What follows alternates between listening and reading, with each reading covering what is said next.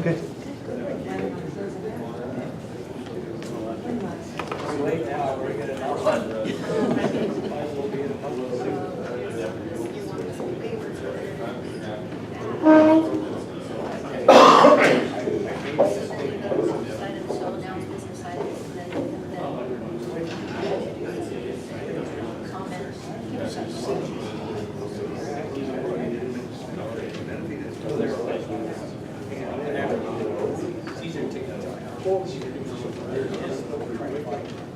Do you have one there?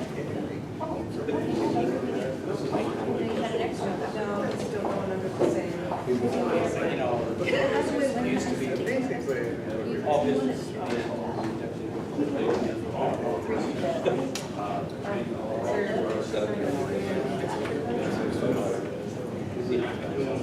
You're gonna be handling the speakers? And that's actually.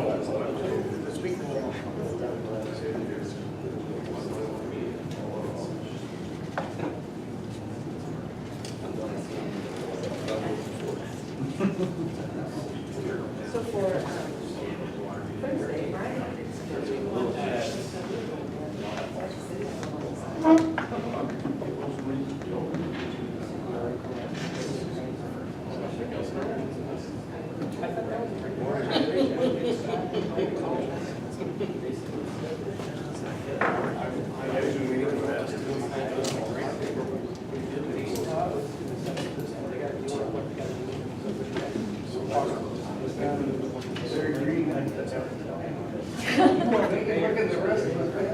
No, you're making the rest of us look bad, that's correct.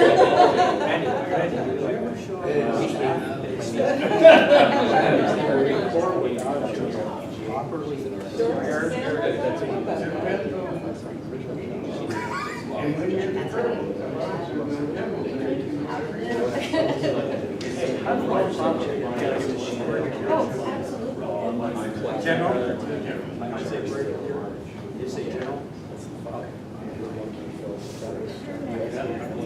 Not to me, all I did know. I'll be all over that. As long as we're trying to.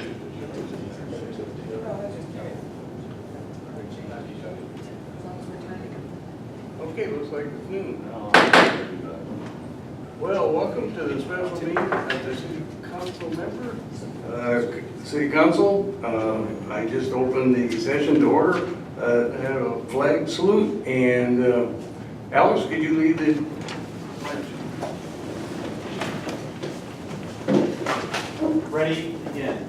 pledge allegiance to the flag of the United States of America and to the republic for which it stands, one nation, under God, indivisible, with liberty and justice for all.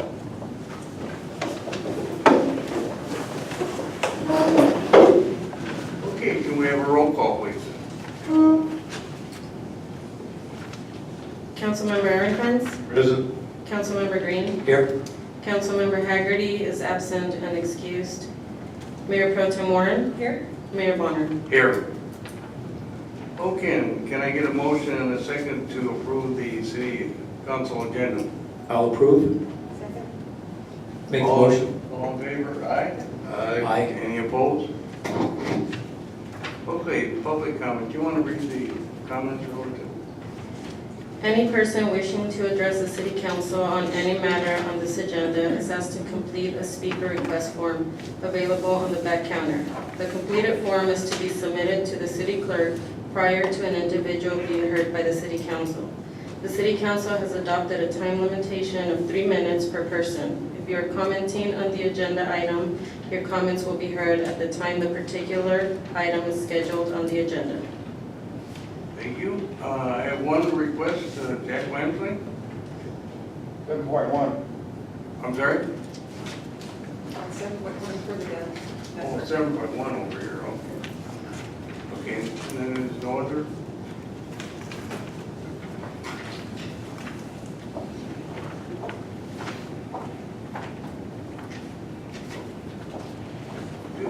Okay. All right, consent calendar. Let's see. Can you read the comments relative to the consent calendar? All items listed on the consent calendar are considered to be routine matters, status reports, or documents covering previous city council action. The items listed on the consent calendar may be enacted in one motion with the concurrence of the city council. A council member may request that an item be removed for further discussion. Staff recommends approval of all items. Okay, can I have a motion and a second? Move to approve the consent calendar? Second? All in favor? Aye. Any opposed? Okay. All right, we're in the business issues. 7.1, regarding the CNR digestive system. And quite frankly, I don't have it in front of us. I don't know the sequence. Aaron, what's the sequence? So we have Alex here from CRNR, who's going to go over the anaerobic digester, Right. the additional cost, if that's something that the council would want to add to the CPI change. Okay, but the sequence, I know you. Right, so what we'll do is we'll open it up. He's got a small presentation, then we can open up to comments and then council comments. Okay, let's open it up at 12:06. Alex, you take that presentation.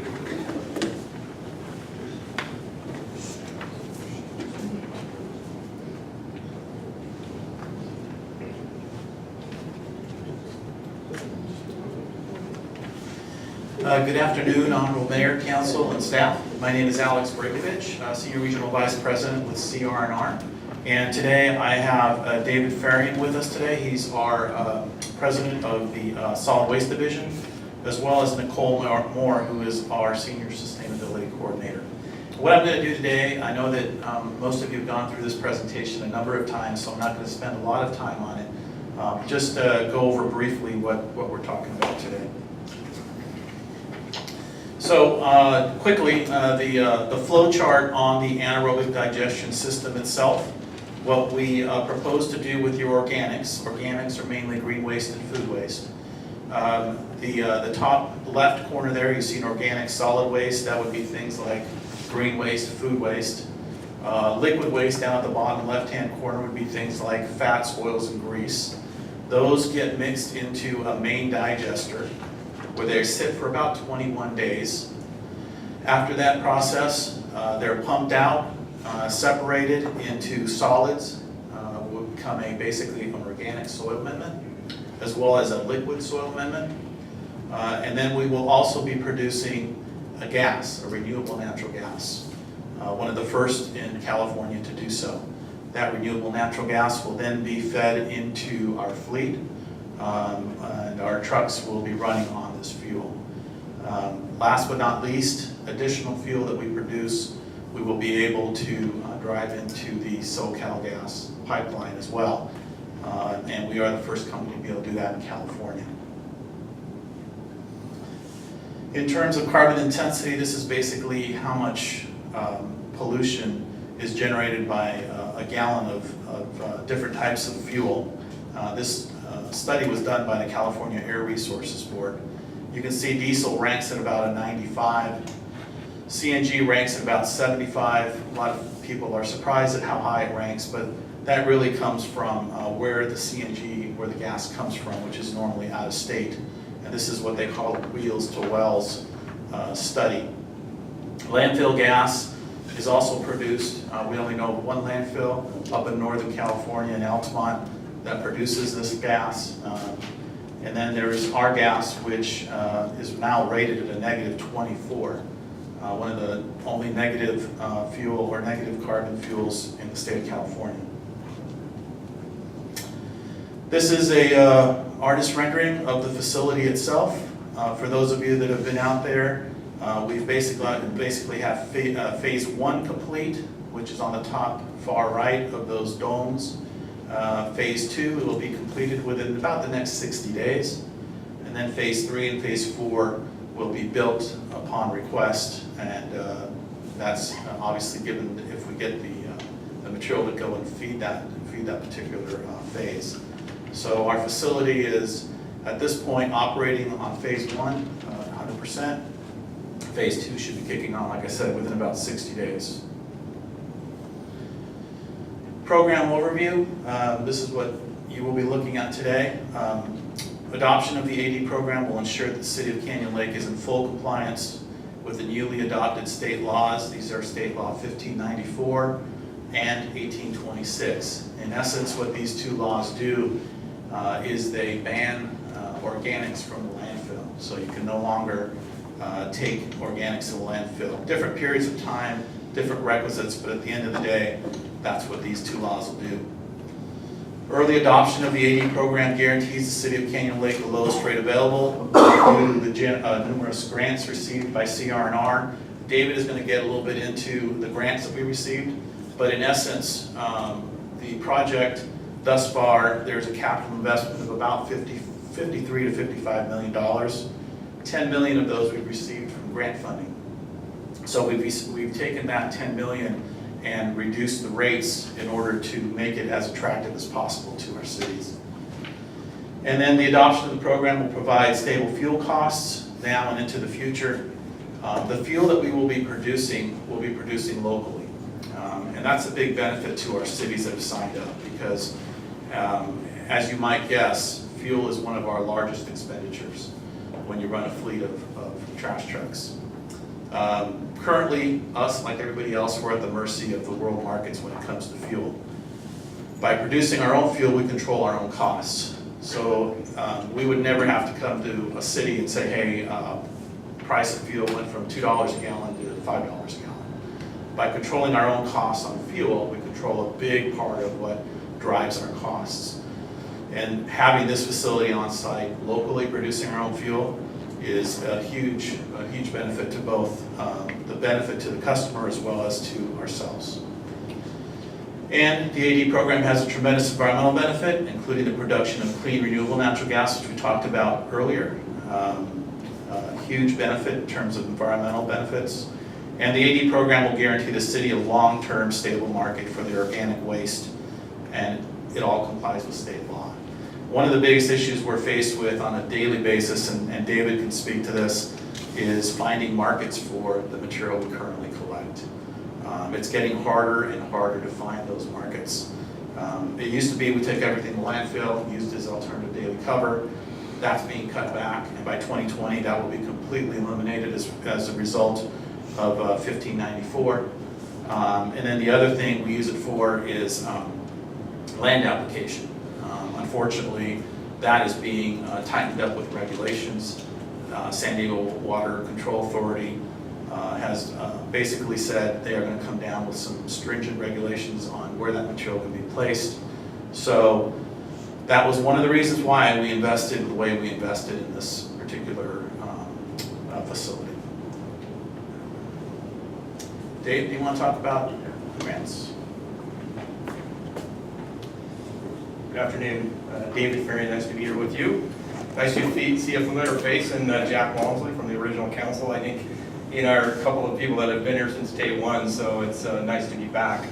As Alex mentioned, the facility really, we spent over about 10 years kind of developing and the last 3 years under construction.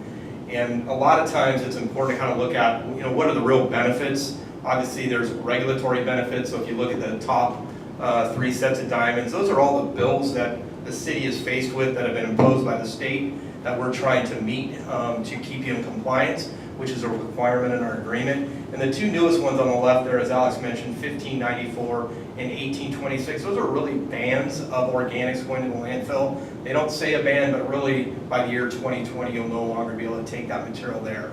So really all those top diamonds are being affected from a legislative standpoint. The middle diamonds are, why did we go to transportation fuel? Some of these facilities that are being built, they may go to electricity. Obviously, we have a fleet of trucks, so we thought it made a lot of sense for us to go to fuel. Number one, it will be the cleanest burning fuel in California. And that's obviously good for the residents from an air quality standpoint. Our trucks will be operating in your city, not only with a .02 NOx engine, which is the lowest emission engine, it'll also be running on our renewable natural gas, which in essence makes it cleaner than electricity because of the cost to produce electricity. And that's from a life cycle analysis. So again, from an air quality standpoint, we're going to have the cleanest and most efficient trucks in your community. So again, when you look at that, there's some credits that we received. Low carbon fuel standard, that comes from the state. RIN credits, that comes from the federal government. And in the pro forma that we provided for the rate adjustment, we've obviously factored in all of those and passed those back to the ratepayer. So again, we're looking, the rate would go up $1.95. If you were to look at it in a true sense, without grants and credits, probably be over $3 per resident. So the last set of diamonds are really what Alex talked about from a grant standpoint. We have been successful in obtaining now about 13 million in grants. We actually have 3 million for phase 3, which we're not even under construction yet, but that's the way the California Energy Commission is looking at what the company's doing. So again, for phase 1 and 2, we had about $10 million in grants, and again, all that's been factored into our capital costs, again, to provide our cities with the lowest cost to the ratepayer. So that's kind of a quick overview about the benefits, both from how a resident may look at it, from cleaner air, quieter trucks, less emissions. From a regulatory standpoint for the cities, obviously meeting all your legislation. Clearly, we're responsible for that in your agreement. And then obviously, we've taken advantage of the grants and passed those costs back. And that's it. We're happy to answer any questions. Thank you. I appreciate you added this slide having to do with Canyon Lake specific. Oh, sure. I appreciate that very much. You know, what is important is that, if I understand correctly from the presentation, California, this is the only place in California this activity is going on. You've talked to other states and you've talked to other nations, but within California, this is the only place it's happening. Is that correct? Yeah, there's a couple other facilities within California, but the facility that many of you had the opportunity to tour, it's the largest actually in the world now. At its size, and it's the only one with that technology. It's based on a German technology. We actually have the exclusive rights to build those facilities in California. So there's other anaerobic digestion facilities, but not so much in the waste market. And I think what we really are trying to accomplish is, having been here since day one, when we brought in our 3-can system, is we want to provide a solution to your problem at the lowest cost possible and keep you in compliance. And really, this is kind of the next phase of that, with organics being kind of a hot topic in Sacramento. This provides you with a long-term stable market. I can tell you we've struggled over the last 10 years to find markets for our green mulch and that, and this will provide us with a better solution. We'll provide a very high-quality soil amendment, and we're obviously going to produce. We're going to take your grass at the curb and turn it into gas to fuel our trucks. So again, we think it's the highest and best use. Yes, it's a little more expensive. I don't want to kid anybody about that, but a lot of times doing the right thing for the environment is a little more expensive. So, but we think in the grand scheme of things, it's going to be less costly today than it will be 3, 4, 5 years from now.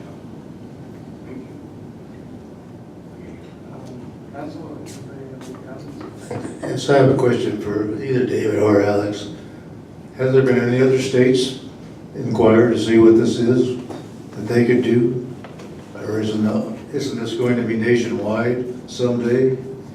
You're absolutely right. We've had a number of states, we've had a number of other countries come to tour our facility.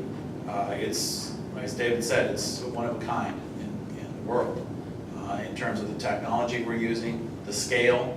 If you go to Europe, you can find these facilities similar to these on a very, very small scale. They're there.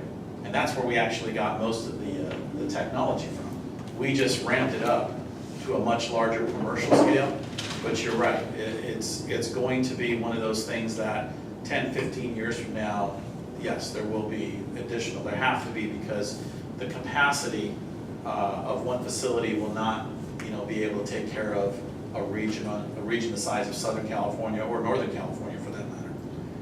Do you have a patent or exclusive rights to what you're doing? We do have an exclusive license with Eisenman, who basically has the technology here in California. But outside of California, no, we don't. It's just here in California. But you're the leader in the U.S. right now. We think so. We hope so. Oh, good. Well, thank you. Thank you. Alex, would you explain, if we opted not to add this on this current contract that we have, what would be the impact downline to us, to Sure. our citizens, if we deferred it for another year or so? Sure. The situation is a capacity situation, right? These digesters only hold so much capacity. We are reaching the point now where we are almost sold out on phase 1 and phase 2. Our largest single customer is the city of Los Angeles. They are actually our only customer outside of our existing customer base. And what will happen is basically supply and demand. As that capacity gets taken, then the next phase, we're not sure how much grant funding, if any, we will have, number one. Number two, the demand will increase as we get closer to that 2020 deadline. So we feel, and that's why we've always been of this opinion, that we want to give our current customers the first opportunity at it, because the rates will be, we feel, the lowest that they can be at this point in time, given the fact that we've secured the $10 million in grants, been able to reduce the rate as a result of that. And the future, we just can't predict. You know, Larry, to answer your question, partly answer the question, I was at the arcade committee meeting, Riverside Transportation Agency. Yeah. And I talked to Alex afterwards, and he said, right now, they're not sure of the capacity, but they need to get involved because soon, in my opinion, because it's going to be great for the city, the county, the Riverside County. Well, and I don't believe we, as a city, are going to be in a position in 2020 to meet the regs, because we don't have the capacity or the technology or the resources to come under those mandates. So I think this is an opportunity for us.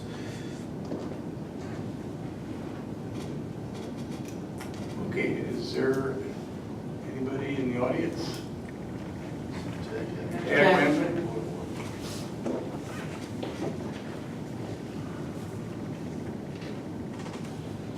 He didn't say if he was a point or an agreement with.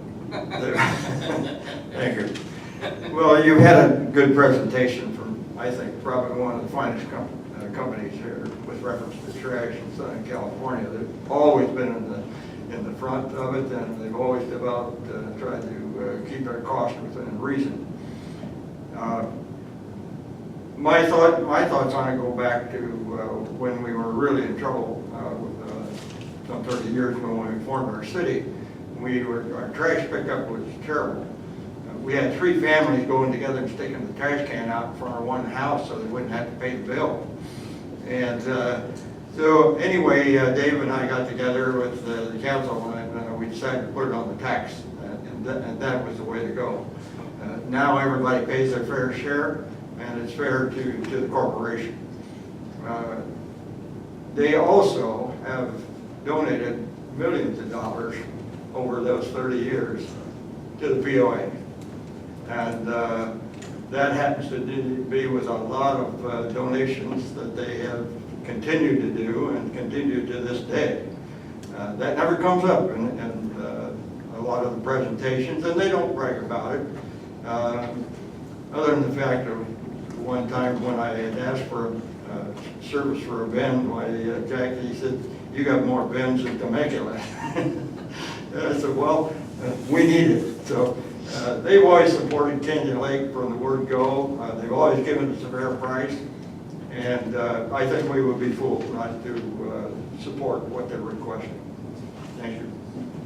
Yeah, in April or May, we had a cleanup for the city, and CRNR was there with trucks and containers, and it was very helpful. And they didn't, like you say, they don't make a lot of noise about it, they just act and help. That's right. Okay, is there any opponents? Larry, you want to? Oh, looks like you're in there. All right,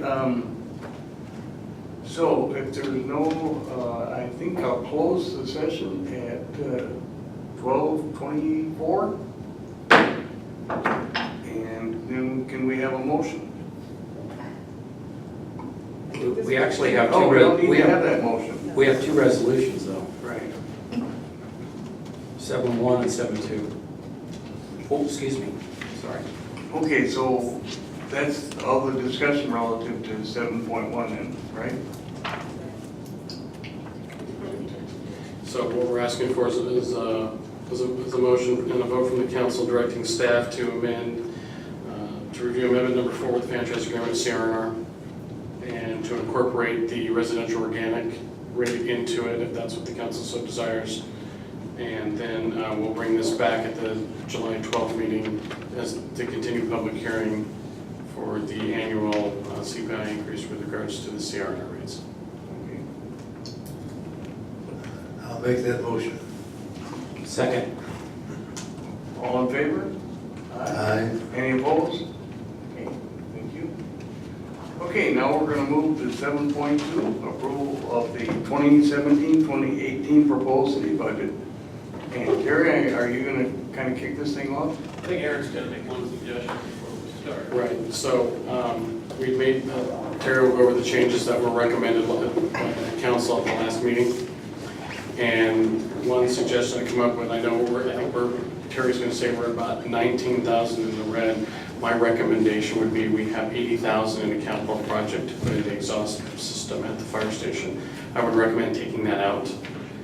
And then when it comes up, we can make a budget amendment to put that in, and we're also looking at AQMD funding and the AFG fire grant to offset that cost.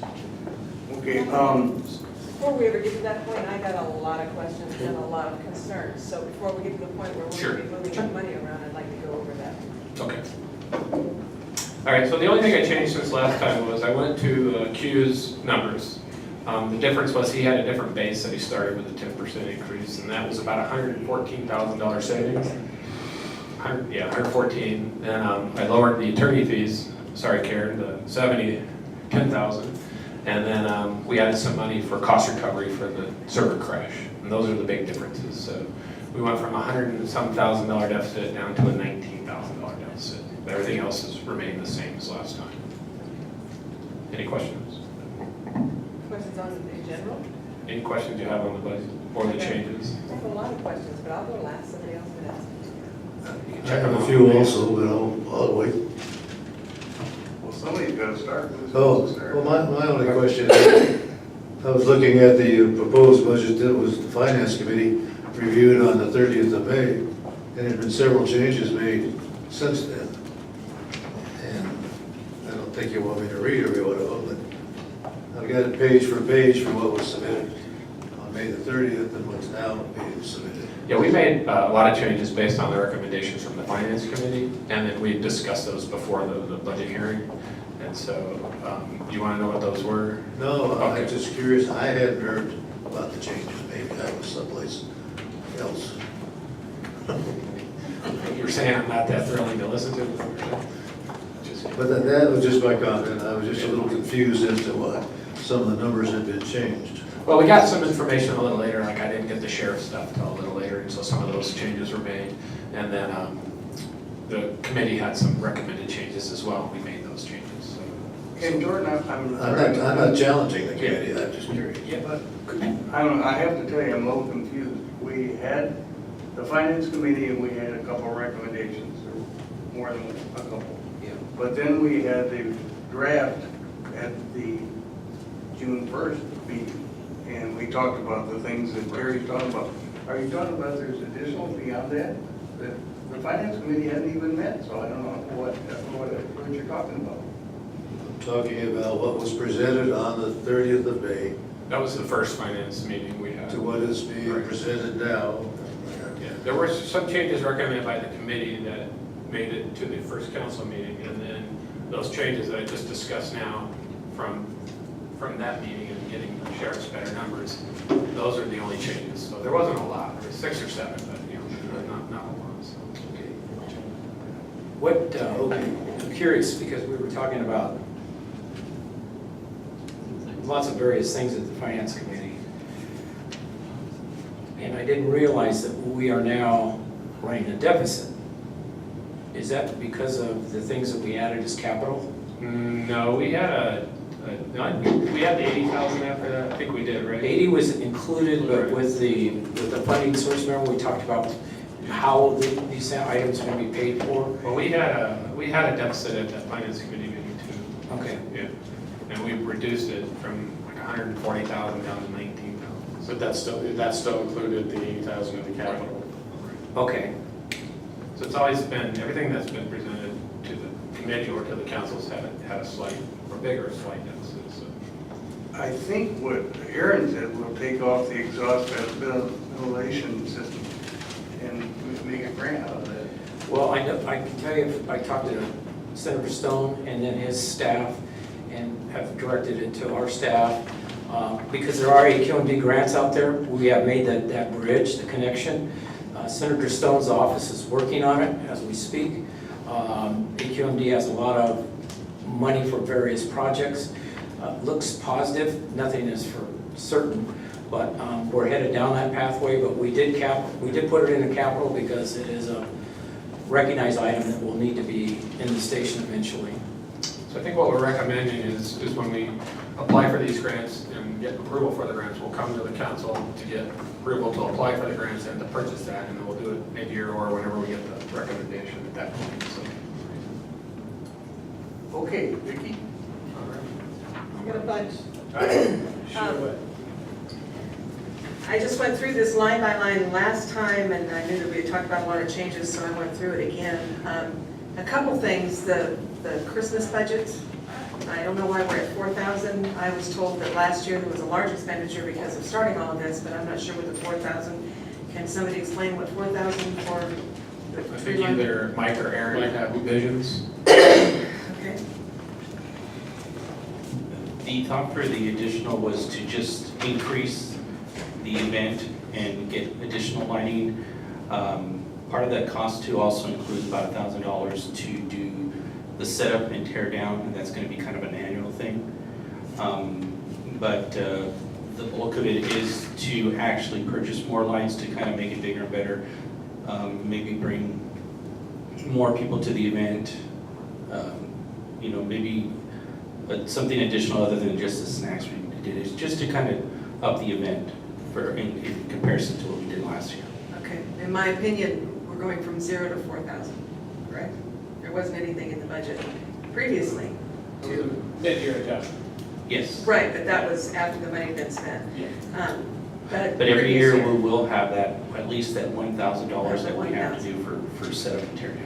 I'd like to see that knocked down right now to, before I go, because I've got a lot of questions. Before I go any further, what concerns me is we have a healthy fund right now. What I don't like is that people are looking at this healthy fund as now we can rate it, and I just don't want that to happen. We're not going to have a healthy fund in another 3 or 4 years. I can't see this going to things that I've got on my list necessarily. So if we can knock that down, It's up to maybe. council to do.